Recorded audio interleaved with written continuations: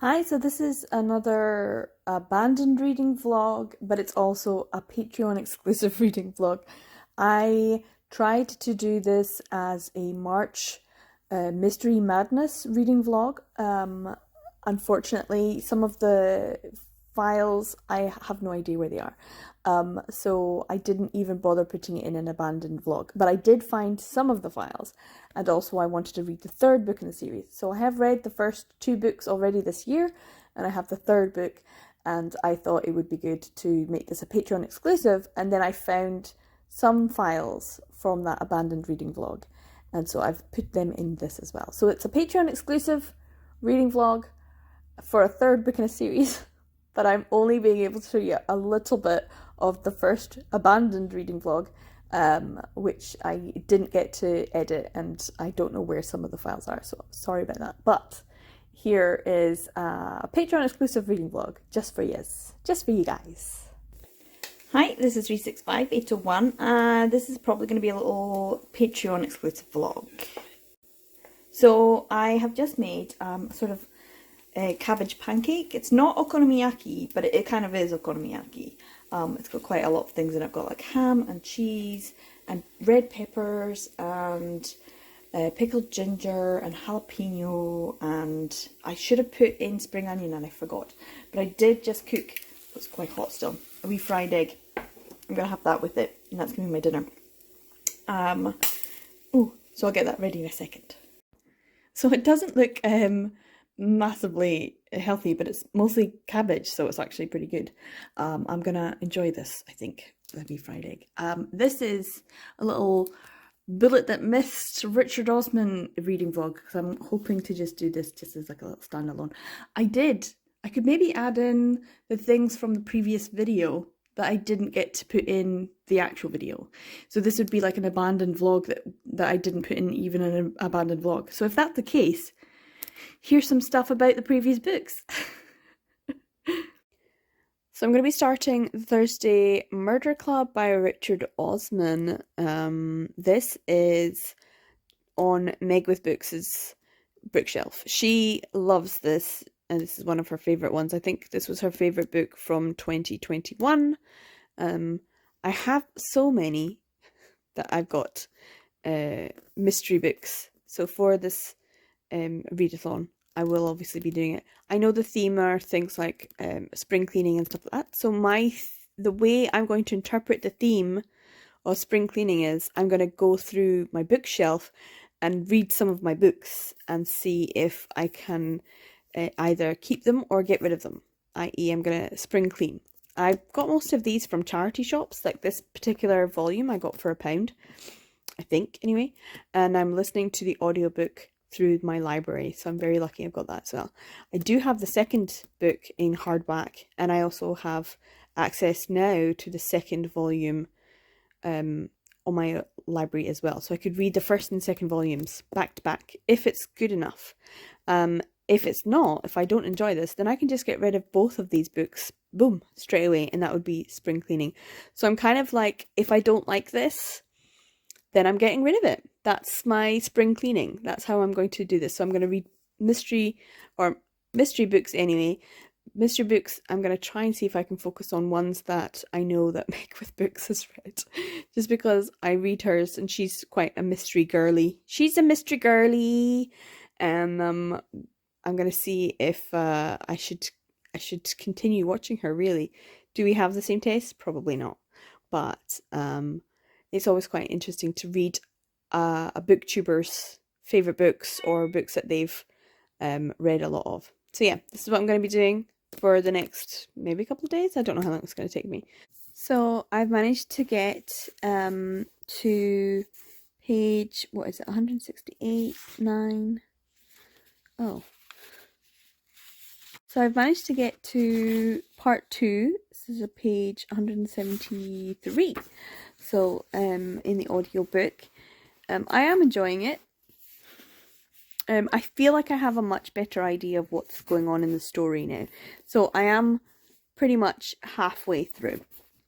Like I said, I didn't know very much about the story beforehand, or what it was about, or what kind of what kind of writing it was going to be. And the writing is very interesting. It's very kind of conversational and different. It's very easily accessible. I don't think that there's terribly much in terms of like literary flowery writing, but there are occasionally some really lovely quotes. I wish I'd had my tags so I could tag some of the quotes. Just things are kind of like universal truths, and I really love reading a universal truth in a story, something that a character will just say, and so there's been some of those. So basically I should have checked in about the 50-page mark, but it was quite late last night, so I thought I'd just go to bed. And I should have checked in this morning, but I didn't. I was like, I'm just going to continue reading it after I've had something to eat. So this is set at a sort of retirement village, and there are certain characters who are quite old.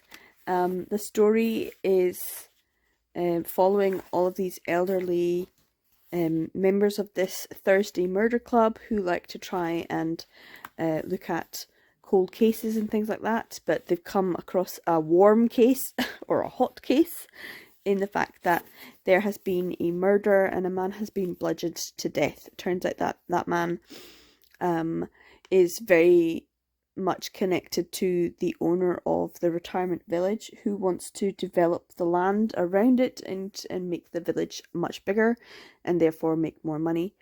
But each of these characters have their own history and their own strengths, even though they're getting on a bit. And we've had now, at the end of this part, I guess this is a spoiler, we've had our second death. But there's also lots of intrigue and things, so there's lots of different characters, but every character has something going on, just simmering under the surface, something that we don't know. I thought it was a really interesting start. I'm enjoying the fact that I can listen to it and read it at the same time, and that I'm reading it whilst the audiobook from the library at 1.25 speed.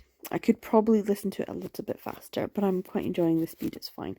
As I said, I'm not doing terribly well health wise. Feeling very tired, but I feel like I should still at least focus on something. So yeah. I don't know what time it is though, and I feel like I should probably have something else to eat. But before I go into part 2, I think I'll probably just read this until it's finished. I am enjoying it. Like I said, it's very accessible, easy to read, and it has a lot of Britishisms and things like that. So if you're not British, I don't think you'd really take to this in the same way. It seems like it's very much for those who enjoy British writing and Britishisms and British settings and British sense of humour. There have been a couple of times when I have laughed out loud. There was a moment. We've also got some police. One, Donna, who's a young woman from South London, and Chris, who's the DCI, who's involved in the investigations. And they're quite amusing. One of the characters, the pompous man who runs the retirement village, had said that he paid their salaries, the whole like paying taxes, therefore I pay your salaries. And so Donna turned around to him and said, oh, so it's you I should be talking to about getting a pay rise. I just thought that was quite funny. So it's like there's a couple of little funny things as well, and the way that the older people in the Thursday Murder Club are working things out and trying to get things, and that these elderly 70-plus-year-olds have still a lot of skills and a lot of ability and things to give in life, and yet at the same time they're very much confronted every day by their own mortality. So it's very interesting. So far, I am not disliking it. I know some people love this, like Meg with Books, and some people hate this, like Kayla from Books of Mala. So yeah, I'm glad that it's not one that I'm hating, but I could definitely see that for some people it's very British and it's not something that they would enjoy. But as a mystery goes, it's great. It's very mysterious, so I'm really glad I'm starting with this one. And we'll see how I get on. But I think I will stop and maybe have a cup of tea or something. Well, not too hot tea for my mouth, but still. Here we go. And if not, then it's just this book. Yeah, so I'm at chapter 17. I got the audiobook from the library. I've got this book from the library. So this is reading what I get from my library as well. This is the third book in the Thursday Murder Club mystery series. And so we've kind of got introduced to quite a few of the different characters already. So I kind of feel like I can't talk about it too much. Other than... it's got a different narrator, and the narrator is a famous lady. Now I can't remember her name. She's been in lots of movies. She's Mrs. Dursley in Harry Potter, which I find disheartening that that's the first the first and most famous thing that she'll probably be known for, whereas she's actually incredibly... Fiona Shaw, thank God, Fiona Shaw. Fiona Shaw is an amazing actress, and she's fantastic in lots and lots of things. But that's probably what she's most internationally known for. But yeah, so she's doing the narration this time, whereas it was someone else the last two books. But yes, we're in a bit of a pickle. There's lots of things happening, and as usual, it's kind of starting off. This is a story about 4 old age pensioners who live in a retirement home who solve mysteries, because they all have like a set of skills, but they're actually still quite old. One of them is an ex-spy though, and that kind of helps to make things kind of go along. I'm not entirely sure what the bullet significance is yet, although it might be to do with the fact that there's someone in prison who was put in prison because of the Thursday Murder Club in the previous book, and she's wanting revenge, but she's also quite happy to find out some other things, and they're investigating a missing person who is presumed dead. Anyway, so far I'm only at 17. It's a big chunky book. Ugh, a big chunky book, and I'm about here-ish, so yeah, I've just really started it. So we'll see how I get on, and I need to eat this as well. I have a good cabbage, and I think I'm just going to be eating cabbage this winter. It's just so delicious. So I've just finished a shift at work, and it's quite late. It's probably about 10:30, maybe even nearer 11. But I am quite hungry now, so I'm thinking this would be a good one. So it's pretty giant. It's really good. And this one is a bit different because what I did was I put noodles in it as well. So it's kind of like okonomiyaki. It's like a giant okonomiyaki. But what in Japan they call it modern okonomiyaki, because you add noodles to it. So there's noodles in here as well as the cabbage and the cheese and the peppers and all that kind of stuff.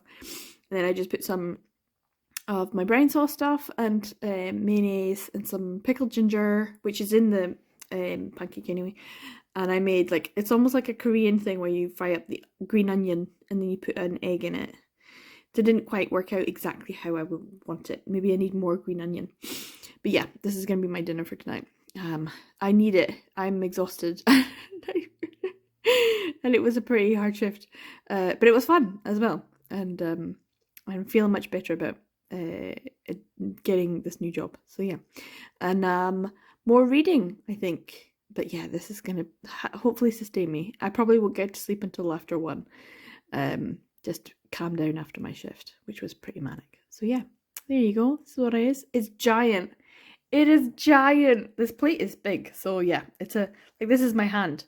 It's bigger than my hand. It's going to be so good. So I am tidying up, putting all these books away. But this one is a library book, so I'm keeping it down. I'm on page 226, chapter 44.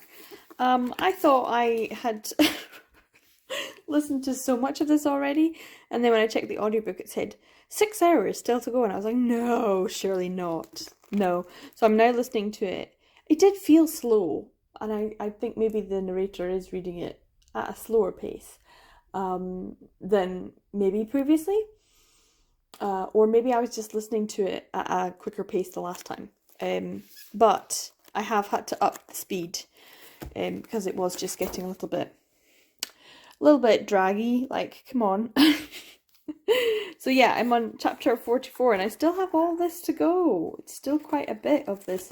I don't actually know what so we have, I don't know even know if I have explained this plot. So there's the four, people in the Thursday Murder Club, and they are investigating the disappearance and most likely murder of a local journalist who died a few years ago, or who disappeared. And they are now convinced that she did die.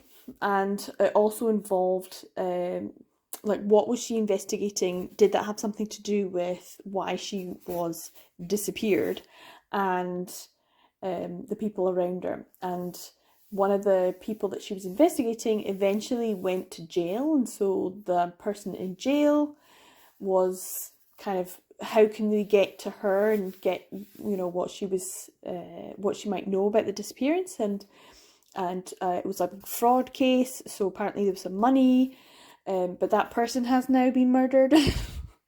So there's two murders for sure, and then there's this whole other subplot or side plot that has to do with this guy called Victor, who used to be in the KGB and is like connected to one of the characters. One of the characters used to be a spy. So she's an elderly spy, or elderly ex-spy, and she's kind of being tasked with murdering this Victor guy. So she had to pretend to murder him because she didn't really want to murder him. So there's like two things. There's the person who's forcing Elizabeth, the spy lady, to try and murder one of her ex kind of KGB enemy spies who she's kind of friends with, who's known as the Viking. So there's all that spy nonsense, and I'm not really a big fan of the whole spy thing, which was a big thing in the previous book. I much preferred like the first one when it came to just people who had been murdered in the community, and that was like an easy in. And I also like the fact that they're like taking cold cases and trying to investigate that. So I like that aspect of it.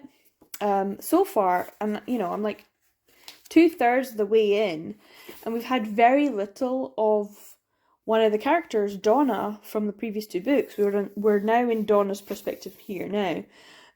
We've had very little of her, or Bogdan, who is another of my favourite characters. And the two of them have really interesting stuff going on in their lives, but we don't really get to see very much of it. So yeah, that's my update. I'm not entirely sure like what I'm supposed to care about. I feel like I heard that there was like a big emotional moment, someone dying and stuff like that. Most likely. I mean, these are elderly people. It would not be a shocker if someone died. As long as it's not Bogdan, I'm fine. I'm laughing now. If that happens, I'll be really, really pissed. But yeah, no, I'm not joking. I'll be really pissed if it's Bogdan, because he's my favourite. Is he Polish? He's a Polish character, I think. And may have been, he's kind of questionable. I'll say that. But yeah. Anyway, we're in Donna's perspective at this point. There's a lot of things I'm not really that interested in this book. It's taking a while to get through, so I'm not loving it. But I do still enjoy it. It's okay. But yeah, I'm going to tidy this up now. But yeah, I'm at chapter 44, and I still have loads to go.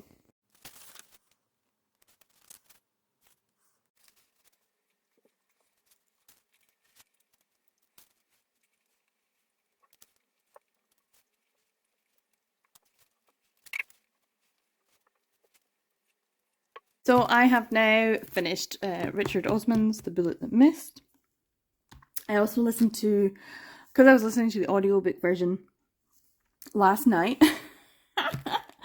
I got to like really far to the end, and I think like the last 2 chapters, and these chapters are short. These chapters are short. I think I got to like chapter 90 and I fell asleep.